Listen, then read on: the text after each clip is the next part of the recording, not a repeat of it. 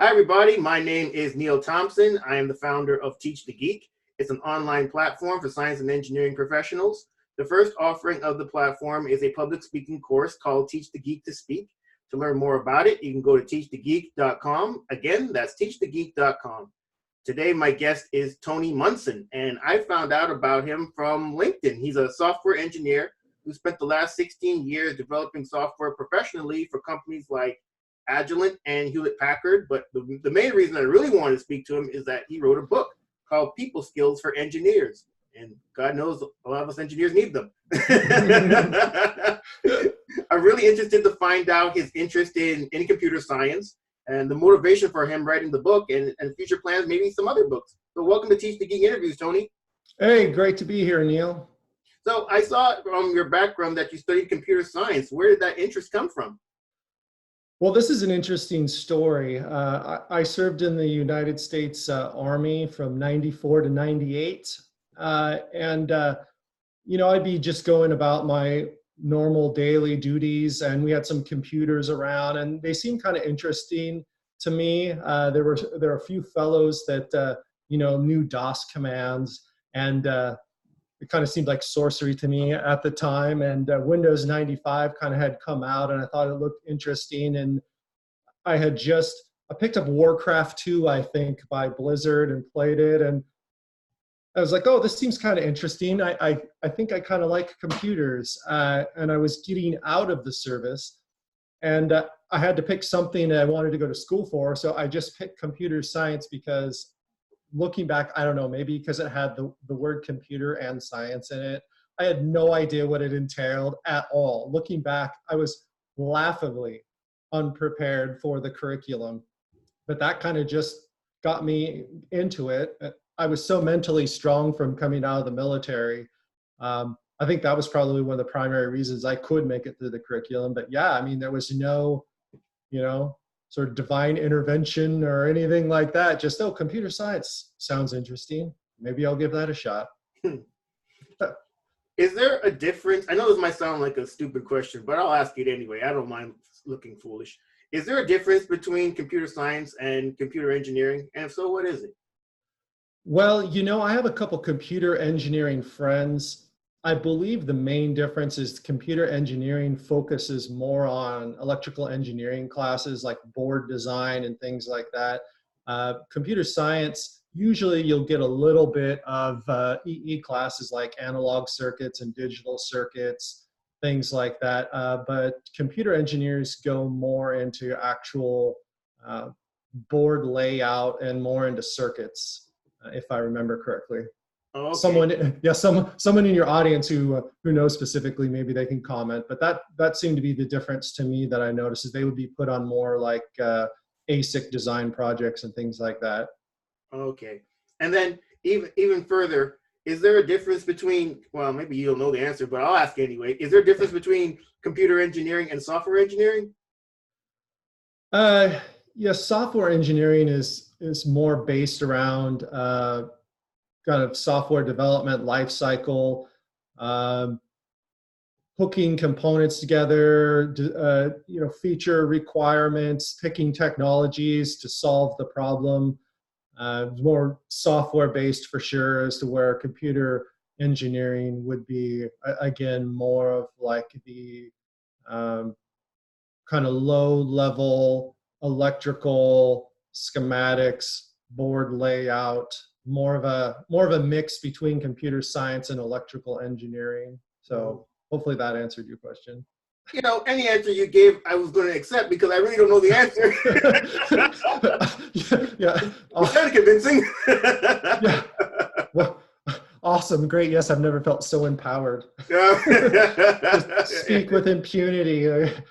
Untouchable. Well, it's interesting you say that, because when you work around other technical people, and this is something I touch on in my book, is, sometimes it feels like you're just in a courtroom where every single syllable of everything has to be perfect, regardless if it's related to work at night. It's not sufficient to say, oh, it's 98 degrees outside. No, it's 97.4. No. You're like, excuse me. Yeah. So that's something I touch on too is, you know, technical people in general, not just software engineers, technical people across the board, they can be very interesting. And so learning their nature and, you know, things they like and don't like and ways to approach them, just, I mean, that's what it's about to me. And in an engineering environment, the thing I like about people skill stuff is it's applicable to every area of your life, but I specifically talk about engineering stuff just because I thought I could help, to be completely honest. Yeah, no question. So I mentioned in the intro that you've worked at companies like Agilent and Hewlett-Packard. Do you typically work for a bunch of companies at a time, or do you work for one company at a time? Oh, I just work for one company at a time. Right now, I'm working for Cradlepoint in Boise, Idaho. I've been there for 5 years, but I've never worked as a contractor. I've always been, you know, a staff developer, software engineer, whatever you want to call me. I was at Hewlett-Packard for 13 years before I moved on to Cradlepoint. But yeah, man, I've lived in Cube land my entire professional career. So, you know, I get it. I totally understand what it's like to work with technical people. And sometimes it can be super, super challenging. Yeah, for sure. So let's get into a little more about your book. What was the motivation for it? Well, you know, about 7 or 8 years ago, I became almost obsessively fascinated with people and how we interact with each other. I started digging into this topic, and as I would personally learn more, just even common best practices, I would learn these things, and then I would go to work and sit in meetings and just sit there in my head and rattle off like, wow, just violated this thing that I just learned, just violated this thing that I just learned. And it'd go down the list. And I would start applying these and seeing the results that the trainers or authors that I had been looking to would say. And I immediately thought like, wow, I see this big gap. It's obvious to me. I think I could help. If nothing else, just aggregate all of the information that I found, put it together in some form, make it relevant to technical people, and just help them. I've got nothing but good feedback on the book, and anytime that I've mentored people at work, it's a night and day. You know, I would go so far as even say a life-changing experience, because I personally feel like technical people want to get the best results they can. And in a lot of these areas, like soft skills, they're just ignorant. And that doesn't mean that they're dumb. They just don't know. And as soon as you're able to show them a better way, instantly they're like, oh, that's better. I can see why it's better. And they start doing it, and then they get the better results. So it's kind of self-serving in that I can help them, but also I feel sort of vindicated that, yeah, it isn't just all about the technical stuff, which is sometimes easy for us to want to make it about. Yeah, for sure. So what is something that someone could, that does have that issue of communicating with others as an engineer, what is something that they could take away from the book? I know you mentioned that there are, you know, life-changing, I guess, information potentially for engineers. Well, could you give an example? Well, one of the examples I use, and this came from kind of a mentoring session I had. There was this fellow, he was brought into the company. He's an MIT graduate, one of the smartest people I had met. Mm-hmm. He came in, hired to lead a team. And he kind of did the old school guns a-blazing way, where you come in and it's like, hey, you know, I'm the leader. I have this great design. I have these great goals for us. Well, immediately he was met with resistance, which is not uncommon when you try to do that. So much so where he was actually referred to me, and we started going over a lot of stuff in the book, and he was having those, you know, like, oh moments, like, oh, okay. And to his credit, smart enough guy where he just saw where he was doing it wrong. And you know, I told him, first and foremost, just stop with the work stuff. Just start going to lunch with people. Just start talking to people, get to know them, because then once they realize that your motives are genuine, it's so much easier to lead them versus the, hey, guess what? I'm the new sheriff and you got to toe the line, especially among technical smart people. That just does not work. So that's a concrete example of connecting with people first before leading them. And that's a pretty common principle, but you don't see it a lot in practice. And to be honest, I think a lot of us suffer because we just miss the basics. It's not these lofty ideals that we're missing it on. It's just basic stuff. And so reminding people to do it and encouraging them and then watching them get results. Yeah, it's surprising.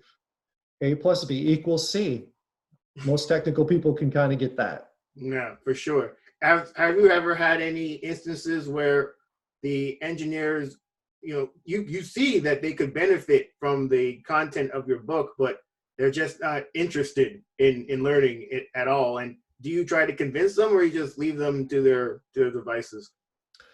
Well, to me, it's a pretty easy sale if I can sit and talk to someone, because it's almost like it's tickling something innate in people. It's kind of like when people hear the truth, there's like a compass or something inside of them where they're like, oh yeah, that's the truth. Oh yeah, that's why I'm experiencing problems. And oh yeah, I see why that is a better way. Most people, it's an easy sale. I do run into people that their judgment is a little reserved. And I have to be careful. I talk about principle. I think in the book, I talk about how to approach and correct people. And so I try not to tell people that you're wrong and you're doomed, and if you keep going the same way, you're destined for a life of mediocrity. I don't go that approach. Yeah. And I think what really alleviates any sort of frustration on my end is I realize that people get a choice in how they behave. And so some people, they want to be difficult. They don't care. Nothing you say is going to change that. And they're going to take their ball and go home anytime they don't get their way. And so I realize that not everybody is reachable, but most sensible people that are trying to get good results, after I just talk through some of this stuff and point out like, oh, hey, you know what? Instead of A, do B. Instead of, talking this way, just simply change and speak this way, and you're going to run into far less resistance. It's not hard if you're dealing with someone who's not completely being emotional or prideful or selfish. So do I run into them occasionally? Yeah, but I could probably count on one hand, maybe 2 or 3 fingers, the number of people I've found that don't want to get better results in their home life, their social life, and their work life. Yeah, absolutely, and that's great that the people that you've come across have been open to that type of improvement, because sometimes you can get people that they can be kind of arrogant. It's like, I'm an engineer, I got this engineering degree, I got this technical expertise, and I know what I need to know, and there's nothing else that I need to learn. But the fact that you've run across people that know that there's room for improvement, that's great. Go ahead. I spoke up at Boise State University, was it last year? And one of the very first slides I presented was, here is an actual real life snippet of my performance review. I am rated on this. My pay raises and promotions are dependent on this. And there was like 5 or 6 things related to leadership ability and communication skills and all this. And what I was presenting to them was, if you want to ignore this, that's completely fine, but you're leaving money and you're leaving opportunities on the table. Why would you do that?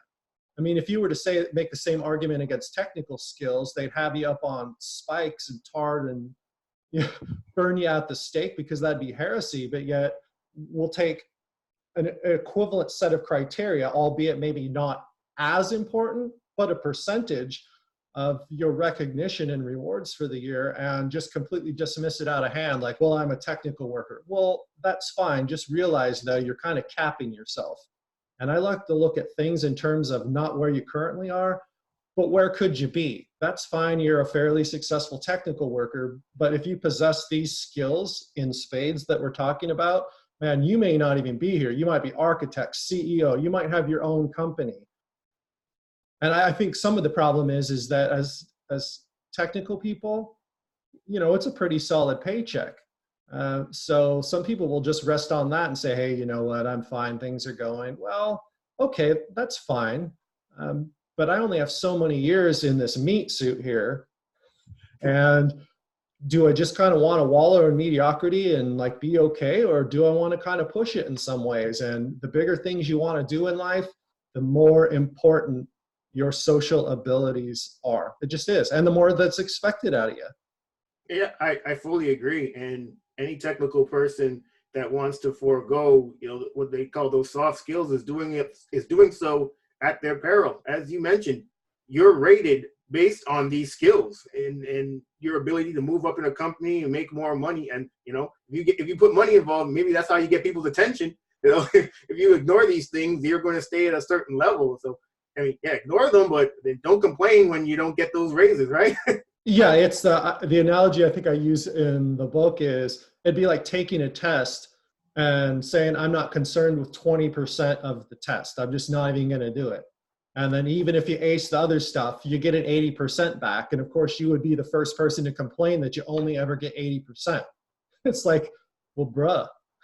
You're like, well, doy, I mean, it's like here it is in black and white, and you're missing the mark and not investing as much time and energy. Yeah, no surprise why you got an 80. And yet we'll act like this in our personal lives, and sometimes it just takes someone to look at you in the eyes and just like, well, this is the reason, and either that's compelling enough for you to want to change, or that's fine, get your 80, but you can't complain about getting an 80 anymore.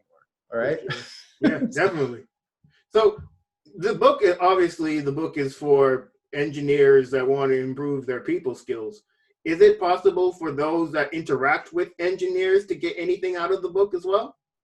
Oh, absolutely. I think, I don't know, 80-90% of it is just common best practices for dealing with other people, period. I titled it People Skills for Engineers just because I put this kind of thin shim of situations that we have to dealing with other technical people, but I talk about, dealing with managers. I talk about resolving conflict, mentoring, a lot of things that aren't specific whatsoever to technical people.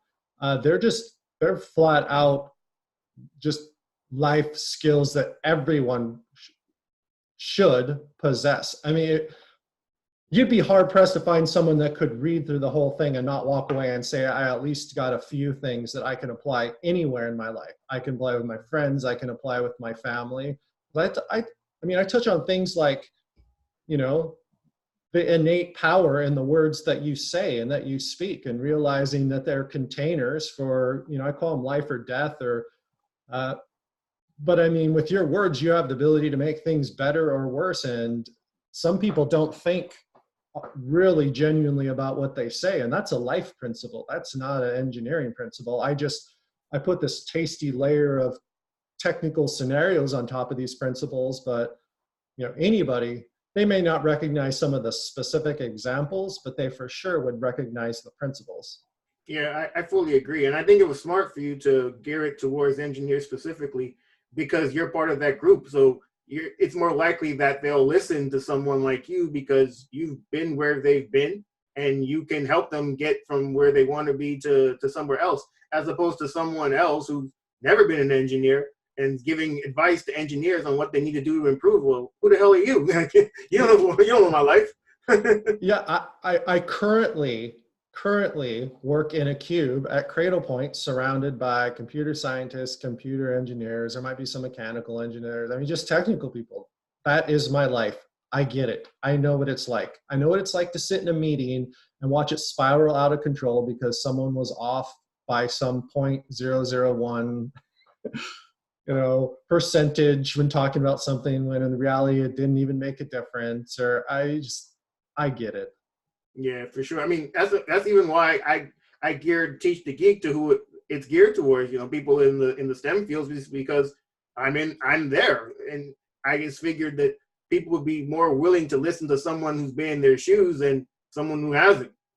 Oh yeah, absolutely. You have some sort of authority. You start seeing the same patterns over and over and over, and so if you're like me, and it sounds like you are, you get to the point of where like there's got to be. I think I can plug this hole here. Even just if a small percentage of people who go through my material or listen to my talks do it, at least I can point to something and say, what, the world is better for me being here. I'm helping out some capacity. Wonderful. So what have you been doing to promote your book? Well, besides the speaking engagements, I'll pretty much say yes to anything as far as speaking. Uh, I have the book that's on Amazon, and I mostly use Amazon marketing services because people are already on Amazon looking to buy a book. So I try to market it that way. I try to get the word out. You came across it via LinkedIn. I don't know how that got there, but I'm thankful, and really try to the best of my ability, try to get it. Viral is the wrong word because that implies like millions and millions of people, but kind of leverage the social network and word of mouth. In the end, I always knew that if it was good, it would be helpful and people would spread it. And if it wasn't good, then it shouldn't be spread, period. If it's not helpful, I don't want you telling someone else to waste the time. Yeah, for sure. So I know you'd mentioned that you use speaking engagements to promote the book. Is public speaking something you've always been good at? And if not, what have you done to get better at it? Well, first, let me say, as far as public speaking goes, my ship has left the dock, but it hasn't arrived. I will say that I'm much better than I used to be. I do use it as a form of getting the word out. Like I said, I've spoken at Boise State. I've spoken at the Society of Women Engineers. I'll speak at work. I'm kind of shameless in where I'll go as far as spreading the information. I didn't used to be as good as I am now, and I can attribute that to a couple things. Everybody, this is kind of like beating a dead horse, I'm sure, but I have to say it because it's one of those base things that people will dismiss right out of hand. But I joined Toastmasters a while ago. I'm not currently in it anymore, but I was in it for a while. And I'm telling you, that is invaluable if you want to get better at public speaking, for a couple reasons. One, it's a safe environment to be in there. Nobody's out to get you like maybe at work. And they can, well, and two, you meet every week. So you have the ability to meet every week, because a lot of getting better as a speaker is you have to be able to practice. You can't speak twice a year and expect yourself to just be this rock star of a presenter. It just doesn't work. You need to practice, and Toastmasters will help you. And then thirdly, they help you get rid of a lot of those mechanical things that are just really distracting to people. Of course, your ums and ers and ahs and weird pauses and facial tweaks and just the ways that you move, they'll point it out. And those things through practice, you can just get rid of. So there's not any physical barriers to people receiving your message. So definitely do that if you're not and you want to get better. And then also look for opportunities to speak. Public speaking is no different than anything else. Practice. You have to practice to get better at it. I play the guitar. It's completely different standing in my room in my underwear, playing my guitar, versus being up on a stage with lights and a fog machine. And it's just totally different. And so one is helpful. Practicing, I have to have the practice in my home, but there's no replacement for being on the stage. It's the same with public speaking. Yeah, you know what? You're absolutely right about Toastmasters. And I was a member too. I'm currently also not a member, but just having that forum to practice your public speaking, as you mentioned, in a safe environment is invaluable. And obviously those tools can be taken back to work or wherever you need to communicate to people. Toastmasters is great. Listen, I had people come through Toastmasters and recognize them from work and say, "Oh, why are you here?" And they would say that they had to speak like in front of a sales organization and just bombed. They bombed. And they were in there as some sort of way of like, this can't happen to me ever again. I try to look at the other way, which is your number is going to get called some point. I don't know if it's next month, if it's 6 months, it's next year. And our job is to be prepared, because we don't get a lot of those opportunities with a mic to impress others. And so I look at public speaking as that this is my chance to show my wares. I get up there and I'm, I have bad examples. I go 20 minutes over. You look unprofessional, but you go up there and you knock the ball out of the park. all of a sudden you're running around in people's heads like, hey, wow, that was really impressive. Yeah. You know, and then we all know that people are the gatekeepers of opportunities. So when you impress individuals that have the ability to promote and things like that, you know, it's an invaluable experience. So don't be the guy that shows up to Toastmasters because he freaking bombed. Just don't do it. Yeah, you know what? It's funny you mention all of that, Tony, because the motivation for me even starting that public speaking course, Teach the Geek to Speak, was my own failings in public speaking. I had to give presentations in front of senior management, and those first few were absolutely horrendous. I was that guy that bombed. That guy you described, I was that guy. The the ums, the profuse sweating. Like, yeah, you got gigantic sweat rings in your armpits, and people are like, what is going on? What's going on, man? I was sweating out of places I didn't even know what could come from. Yeah, people could just visit. You're just turning into a raisin in front of them, just so dehydrated. Yeah, man. We've been, and here's the thing too, as a word of encouragement to your audience, is just recognize that you're going to have a few rough speeches at the beginning, and there's no way to go from step A to step M without going through step B, C, and D. How I like to look at it is just get those steps A, B, C, and D out of the way as fast as you can when like your career isn't on the line, right? It's like when my number is called and I'm going up in front and this is my, 2 seconds left on the shot clock and I can win the game in free throws, I want to bring my A game. I don't want that to be the first time that's like, oh, okay, because I'm going to sound exactly like that. Right, absolutely. It's unpolished, and I'm basically going to have to wear a brown bag with eye holes cut out of it around work. And nobody wants to see that garbage. Nope, nobody does at all. Do you ever get nervous when it comes to public speaking? And if so, how do you deal with your nerves? Yeah, actually, there has never been a time where I've done anything on the stage, be it music or public speaking, that I haven't gotten nervous.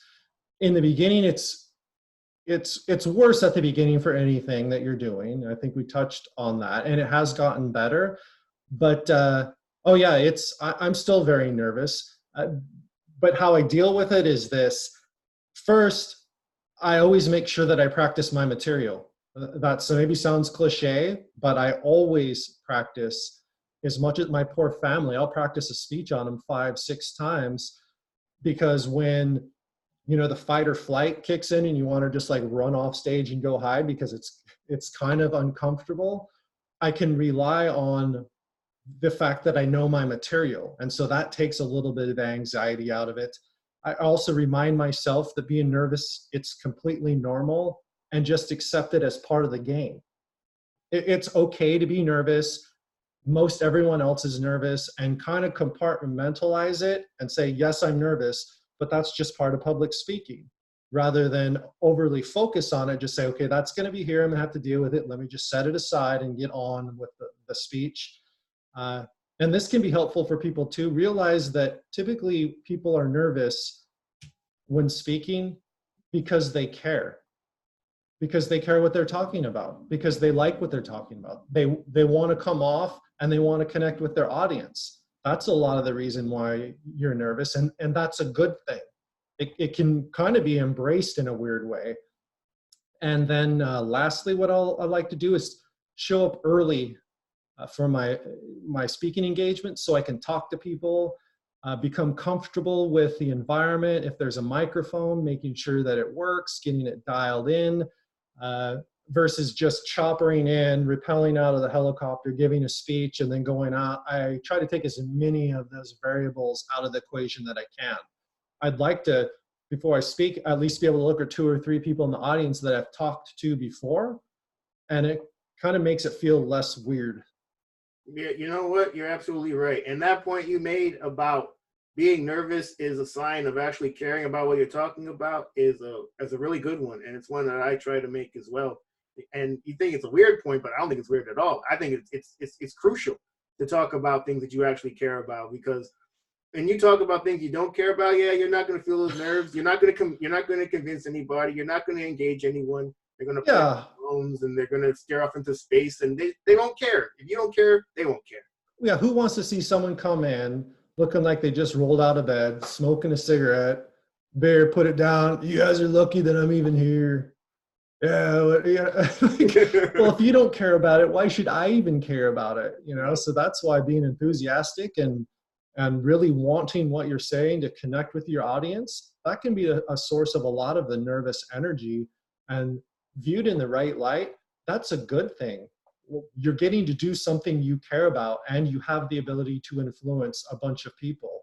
Some individuals will spend their whole life just being a wallflower, never really taking that next step of like, how can I help and influence others? You as a public speaker, you're endeavoring to walk away from the crowd. Like, you know what? No, I want to have a bigger role in making an impact, and nervousness can come along with that. And that's kind of just part of the deal there. So don't look at it as a bad thing necessarily.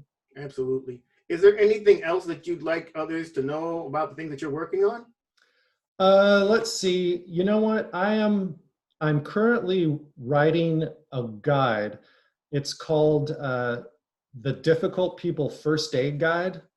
And I'm targeting like 30 or 40 pages, an hour and a half of everything I've been able to find that I could give to somebody when they approach me with specific problems of dealing with difficult people. Because I teach classes and I'll have people come up and just ask the same questions over and over. And I thought, you know what we need is just like a guide. I'll make it as short as I can, but as effective as I can. And here's everything I would say in a personal one-on-one meeting. Read this. This will help in some capacity. And so that'll probably be out in 2 or 3 months. I don't expect anyone to remember, but you ask. So I'm working on something else to try to help. Okay. And it's called the Difficult People First Aid Guide? Yeah. Okay, cool. Well, that's the tentative title, but okay. I need something that people can just read and go, yeah, I need that. Yeah, for sure. So how can people contact you, Tony? Oh, well, the easiest way is just peopleskillsforengineers@gmail.com. I also have a website promoting the book that's peopleskillsforengineers.com. But you can hit that up. If there's any way I can help anyone in your audience, just shoot me up. It could be questions, could be a dialogue, could be pointers to something else. I just want to help. I see problems, I see a gap, and anything I can do to kind of fill that, it would be great. Wonderful. Well, everybody, that marks the end of another edition of Teach the Geek interviews. My name is Neil Thompson. I'm the founder of Teach the Geek. It's an online platform for science and engineering professionals. The first offering of the platform is a public speaking course called Teach the Geek to Speak. To learn more about it, you can go to teachthegeek.com. Again, that's teachthegeek.com. Until next time, please take care.